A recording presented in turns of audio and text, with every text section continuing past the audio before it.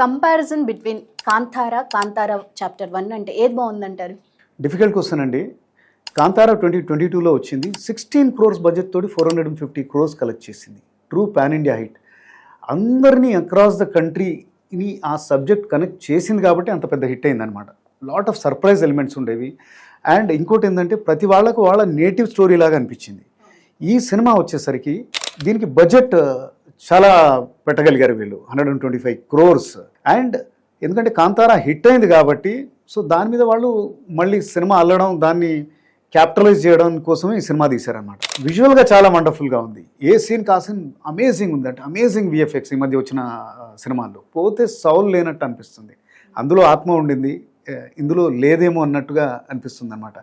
ఎందుకంటే ఫోకస్ అంతా కూడా విజువల్గా ఎంత బాగా తీయాలి, ఇంకా దానికంటే ఎంత బాగా ఒడికోవాలి ప్రజెంట్ చేయాలని దాని మీదే ఫోకస్ చేశారు. కానీ కథను అల్లడంలో కాస్త తడబడ్డారనమాట. ఏది ఏమైతేనే ఉంది, మళ్ళీ ఇది కూడా అంటే ఓవరాల్గా ప్రేక్షకుడు బయటకు వచ్చేసరికి ముఖ్యంగా ఎందుకంటే లాస్ట్ 30 minutes చాలా క్యాప్టివేటింగ్గా ఉంటుంది. మళ్ళీ రిషబ్ శెట్టి తన విశ్వరూపాన్ని చూపించాడు.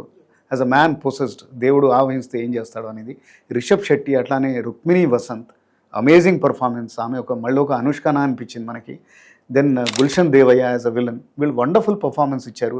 And technicians like DOP Aravind Kashyap, then Ajaneesh Loknath, BG was fabulous.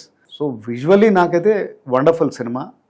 కొన్ని డ్రాబ్యాక్స్ ఉన్నా కానీ ఈ సినిమా ఇంత సక్సెస్ అయింది ఎందుకంటే అగైన్ ఇది కూడా కనెక్ట్ అయింది. పోతే నన్ను అడిగితే ఫస్ట్ పిక్చర్కే నేను ఎక్కువ మార్కులు ఇస్తాను. My rating for this movie is 3.5 on 5. Right.